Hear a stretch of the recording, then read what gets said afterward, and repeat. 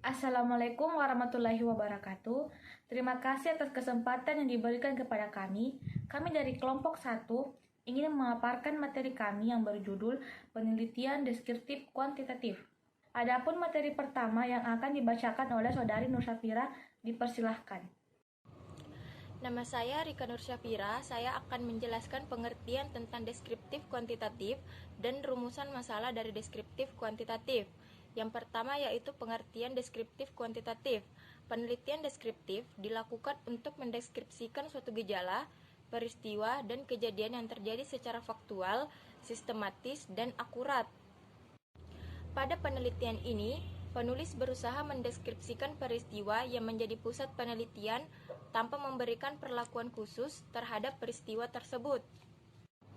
Menurut Sugiono 2008, penelitian deskriptif adalah yang dilakukan untuk mengetahui nilai variabel mandiri, baik satu variabel atau lebih, tanpa membuat perbandingan atau menghubungkan dengan variabel yang lain. Penelitian deskriptif ini adalah salah satu penelitian kuantitatif non-eksperimen yang tergolong mudah. Penelitian ini menggambarkan data kuantitatif yang diperoleh menyangkut keadaan subjek atau fenomena dari sebuah populasinya. Selanjutnya adalah rumusan masalah dari deskriptif kuantitatif. Contoh rumusan masalah dari deskriptif kuantitatif berdasarkan batasan masalah yang telah ditentukan. Selanjutnya, rumusan masalah tersebut diajukan dengan pertanyaan-pertanyaan. Contohnya yaitu yang pertama, apakah budaya kerja berpengaruh terhadap produktivitas kerja pegawai pada lembaga pemberdayaan masyarakat dan desa Kementerian Dalam Negeri? Yang kedua, apakah motivasi berpengaruh terhadap lembaga pemberdayaan masyarakat pada desa Kementerian di Dalam Negeri? Yang ketiga, apakah budaya kerja dan motivasi secara bersama-sama berpengaruh terhadap lembaga pemberdayaan masyarakat dan desa Kementerian di Dalam Negeri? Adapun contoh lainnya yaitu yang pertama, bagaimana kemampuan dosen dalam memahami peserta didiknya. Yang kedua, bagaimana kemampuan dosen dalam merancang pembelajarannya. Dan yang ketiga, bagaimana kemampuan dosen dalam memanfaatkan teknologi pembelajaran. Itulah tadi pengertian dari deskriptif kuantitatif dan contoh rumusan masalah dari deskriptif kuantitatif. Materi selanjutnya akan dijelaskan pada teman saya. Saya Ananda Nurul Tasya ingin melanjutkan materi dari Saudari Rika Nur Syafira. 3 teknik pengumpulan data kuantitatif. Dilihat dari segi caranya, teknik pengumpulan kuantitatif dibagi menjadi 3, yaitu wawancara, angket, dan observasi. 1. Wawancara. Wawancara juga disebut sebagai interview. Menurut MZ, dikutip dari Pastiguna menjelaskan bahwa wawancara merupakan teknik penelitian dengan menggunakan komunikasi atau interaksi untuk mengumpulkan informasi melalui tanya jawab atas penelitian informan. Teknik wawancara pada umumnya digunakan pada penelitian kualitatif, karena dengan metode pengumpulan data ini peneliti dapat memperoleh informasi yang mendalam. Meskipun begitu, teknik penelitian wawancara juga dapat digunakan pada penelitian kuantitatif. Menurut Sugiono, menjelaskan bahwa penelitian ini dapat digunakan jika peneliti ingin melakukan studi pendahuluan untuk menemukan masalah yang harus diteliti dan bila peneliti ingin mengetahui hal-hal dari responden secara lebih mendalam dan jumlah respondennya sedikit. Terdapat 2 jenis wawancara, yaitu wawancara terstruktur dan wawancara tidak terstruktur. 1. Wawancara terstruktur. Sudah mengetahui data yang diinginkan. Teknik pengumpulan data dengan wawancara terstruktur dilakukan bila peneliti sudah mengetahui data apa yang akan diperoleh dalam penelitian. Wawancara tidak terstruktur. Pengumpulan data dengan menggunakan teknik wawancara tidak terstruktur adalah wawancara yang bebas, di mana peneliti tidak menggunakan pedoman wawancara yang tersusun dengan sistematis. Sugiono 1009. Assalamualaikum warahmatullahi wabarakatuh. Saya dari kelompok 1 atas nama Muhammad Fahdal akan menjelaskan yaitu angket. Yang dikutip dari Rahmatul 4212 dijelaskan bahwa angket adalah teknik pengumpulan data yang dilakukan dengan cara memberikan seperangkat pertanyaan atau pernyataan tertuliskan kepada responden atau dijawab. Teknik pengumpulan data dengan angket sangat baik ya. Jika penelitian ingin mengumpulkan data dengan jumlah responden yang cukup atau banyak. Selanjutnya, isi dan tujuan pertanyaan. Maksudnya adalah dalam penulisan angket, peneliti harus memahami bentuk pertanyaan bertujuan untuk melakukan pengukuran atau bukan. Jika tujuannya adalah melakukan pengukuran, maka setiap jawaban harus ada skala penskorannya. Selanjutnya, bahasa yang digunakan. Bahasa yang digunakan dalam angket kuesioner harus sesuai dengan kemampuan bahasa responden. Jika responden orang tua yang tidak kurang memahami bahasa Indonesia, maka jangan menggunakan bahasa Indonesia yang baku, sulit dipahami responden. Tipe dan bentuk pertanyaan. Tipe atau bentuk pertanyaan dalam angket ada dua, yaitu pertanyaan terbuka dan pertanyaan tertutup. Pertanyaan terbuka adalah pertanyaan yang diharapkan responden.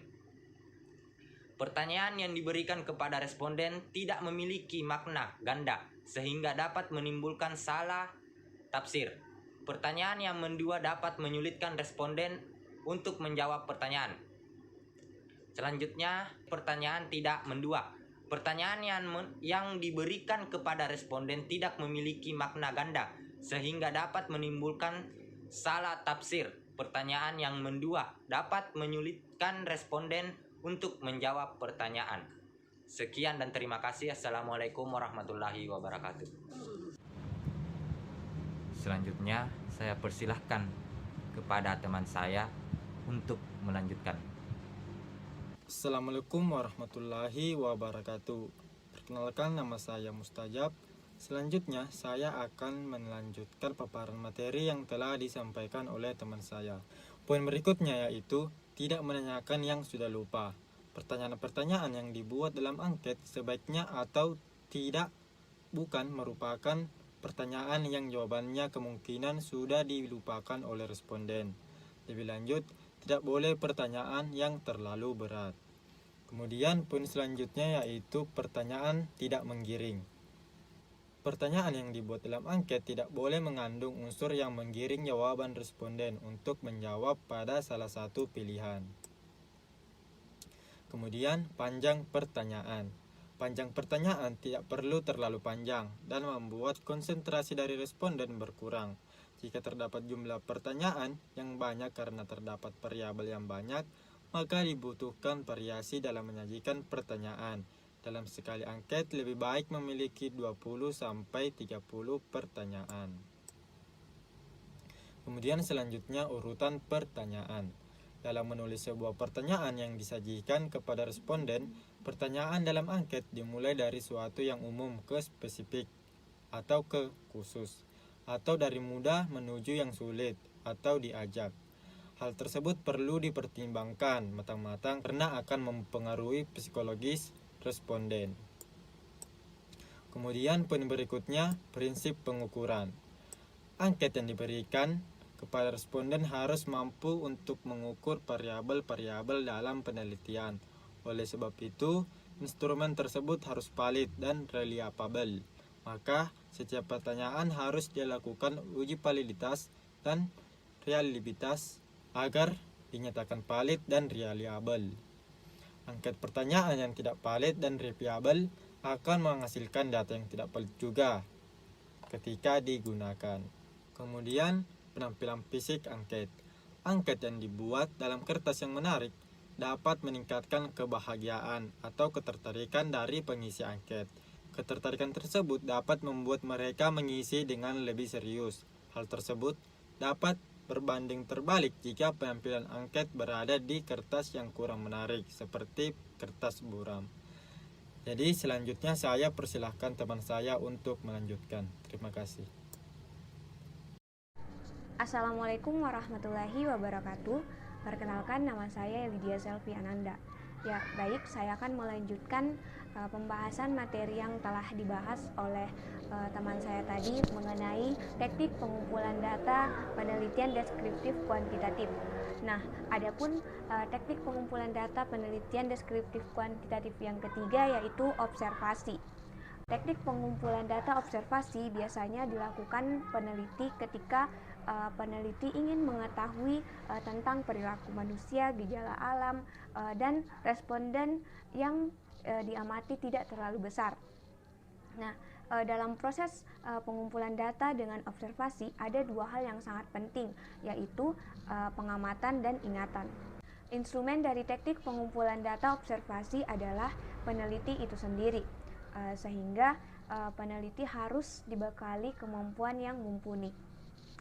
Jika dilihat dari proses pengumpulan data observasi, maka observasi ini dibedakan menjadi dua, yaitu observasi partisipan dan observasi non-partisipan. Yang pertama, observasi partisipan. Observasi partisipan adalah di mana peneliti terlibat langsung dengan kegiatan sehari-hari yang dilakukan oleh orang yang akan diamati atau sumber data yang menjadi penelitian. Nah, artinya di sini peneliti juga sambil melakukan pengamatan, ia juga ikut dalam melakukan apa yang dilakukan oleh orang yang akan diamati. Contohnya, misalkan ketika sumber data ingin pergi ke sawah, maka peneliti juga ikut ke sawah. Nah, kemudian di samping itu, keuntungan dari observasi partisipan adalah peneliti akan mendapatkan data yang lebih tajam dan akurat. Kemudian juga ia dapat mengetahui makna dari setiap tindakan yang dilakukan. Yang kedua, observasi non-partisipan. Nah, pengertian dari observasi non-partisipan ini berbanding terbalik dengan pengertian observasi partisipan. Nah, artinya di sini peneliti tidak harus terjun langsung untuk mengetahui apa yang dilakukan oleh orang yang akan diamati tersebut, melainkan di sini peneliti hanya menjadi pengamat yang independen. Contohnya dalam pemilihan di TPS, peneliti yang ingin mengamati perilaku masyarakat yang memilih di TPS. Nah, peneliti di sini tidak ikut langsung untuk memilih di TPS, akan tetapi peneliti hanya mengamati sumber data yang ada. Nah, dengan cara mencatat, menulis, lalu membuat kesimpulan. Nah, itulah tadi yang saya jelaskan proses pengumpulan data jika kita lihat dari proses pelaksanaannya. Sedangkan yang saya akan jelaskan sekarang yaitu jika kita melihat dari proses perencanaannya. Nah, di sini observasi dibagi menjadi dua, yang dimana yang pertama observasi terstruktur dan observasi tidak terstruktur. Observasi struktur adalah observasi yang dimana persiapannya sudah diatur secara sistematis, sedangkan observasi yang tidak terstruktur adalah observasi yang persiapannya belum diatur secara sistematis tentang apa yang akan diobservasi. Assalamualaikum warahmatullahi wabarakatuh. Nama saya Herwin. Saya akan membahas bagian teknik analisis data kuantitatif. Analisis yang biasa digunakan dalam teknik ini yaitu analisis statistik. Analisis statistik terbagi menjadi dua kelompok. Yang pertama yaitu statistik deskriptif. Yang dimaksud dengan statistik deskriptif adalah statistik yang digunakan untuk menganalisis data dengan cara mendeskripsikan atau menggambarkan data yang telah terkumpul sebagaimana adanya, tanpa bermaksud membuat kesimpulan yang berlaku untuk umum atau generalisasi. Analisis ini hanya berupa akumulasi data dasar dalam bentuk deskripsi semata, dalam artian tidak mencari atau menerangkan saling hubungan, menguji hipotesis, membuat ramalan, atau melakukan penarikan kesimpulan. Teknik analisis ini biasa digunakan untuk penelitian-penelitian yang bersifat eksplorasi, Misalnya, ingin mengetahui persepsi masyarakat terhadap kenaikan harga BBM, ingin mengetahui sikap guru terhadap pemberlakuan undang-undang, ingin mengetahui minat mahasiswa terhadap profesi guru, dan sebagainya.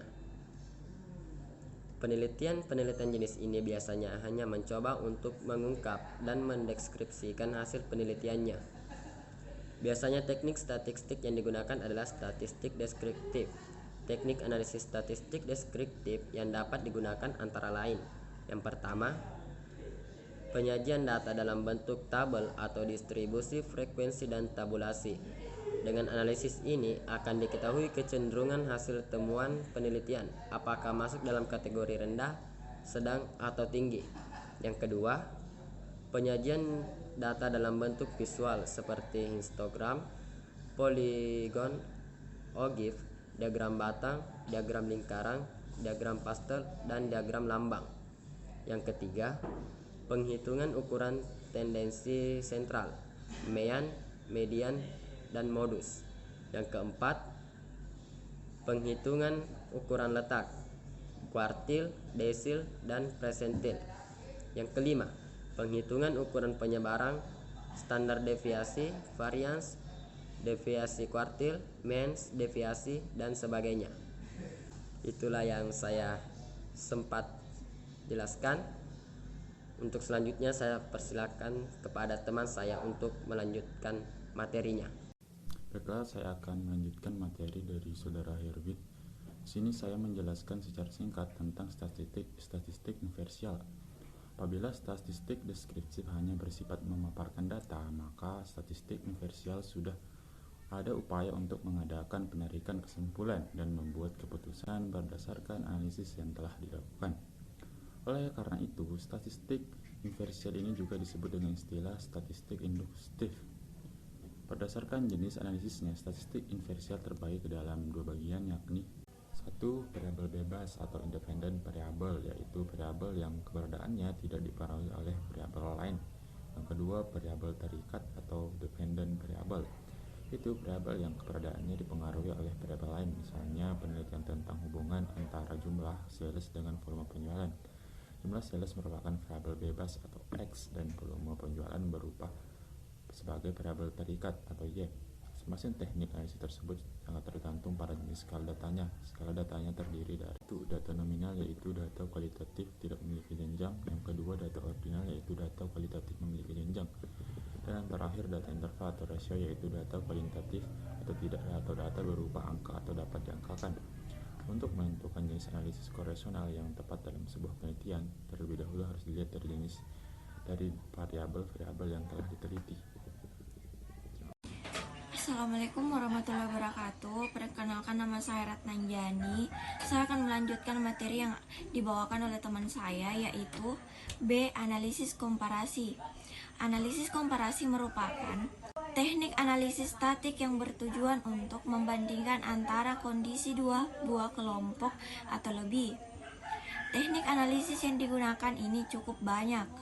Penggunaan teknik analisis ini tergantung pada jenis skala dan banyaknya sedikitnya kelompok.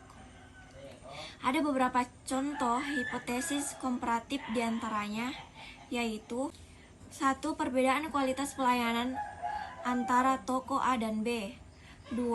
Perbedaan minat mahasiswa terhadap profesi guru ditinjau dari status sosial ekonomi orang tua.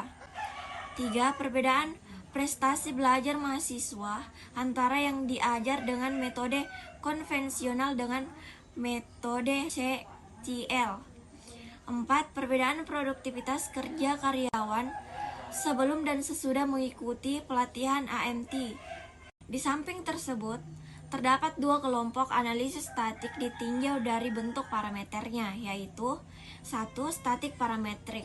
Statik ini merupakan analisis statik yang pengujiannya menetapkan syarat-syarat tertentu tentang bentuk distribusi parameter atau populasinya, seperti data berskala interval dan distribusi normal. 2. Statik non-parametrik. Statik ini merupakan analisis statik yang tidak menetapkan syarat-syarat tersebut. Dan demikian, Untuk dapat menggunakan statik ini harus ditinjau terlebih dahulu persyaratan-persyaratan yang harus dipenuhi. Persyaratan-persyaratan yang harus dipenuhi dalam menggunakan teknik statik parametrik yaitu meliputi: 1. Sampel diambil secara acak atau random dari sebuah populasi. 2. Data berskala interval atau bersifat kuantitatif. Poin ketiga, data berdistribusi normal, artinya data yang diperoleh memiliki distribusi seperti distribusi normal. Pengujiannya dapat dilakukan dengan menggunakan chi-kuadrat, Kolmogorov-Smirnov, Lilliefors test, Keones, dan kurtosis atau Jerkoy-Bera test. 4. Ada hubungan yang linear antara variabel bebas dengan variabel terikatnya. Artinya, hubungan antara variabel bebas dengan terikat bersifat linear atau garis lurus, bukan kuadratik, kubik, atau yang lainnya. Pengujian dapat dilakukan dengan menggunakan uji F, tuna cocok atau lack of fit test, atau uji polinomial. 5. Tidak terjadi heterosedastisitas, artinya variance error yang dihasilkan dari sebuah persamaan regresi tersebut haruslah bersifat homogen atau sama untuk setiap nilai X. Pengujiannya dapat dilakukan dengan Park test, Gleiger test, Bartlett test, Russperman, dan Goodfield dan Kwon. 6. Tidak terjadi kolineritas atau multikolineritas, artinya tidak terjadi korelasi yang terlalu tinggi antar variabel bebas. Pengujian dapat dilakukan dengan analisis korelasi atau regresi, tolerance, dan VAV atau varian inflation factor. 7. Tidak terjadi autokorelasi, artinya error yang terjadi murni berasal dari garis regresi dan bukan berasal dari error pengamatan yang lain. Pengujiannya adalah Darwin-Watson test. 8. Ada homogenitas varians, artinya varians antar kelompok satu dengan kelompok yang lain haruslah bersifat homogen atau sama. Pengujiannya dapat dilakukan dengan Bartle test, Cochrane, Vmax-Hartley, atau Levin test. 9. Ada homogenitas regresis, artinya koefisien garis regresi antar kelompok haruslah bersifat sama atau homogen. Pengujiannya dapat dilakukan dengan uji F untuk kesamaan koefisien regresi. Tidak semua teknis statistik parametrik harus memenuhi semua persyaratan di atas. Namun setiap jenis teknik analisis memiliki persyaratan yang berbeda. Demikian materi yang dapat kami sampaikan. Kurang lebihnya mohon dimaafkan. Wabillahi taufiq wal hidayah. Wassalamualaikum warahmatullahi wabarakatuh.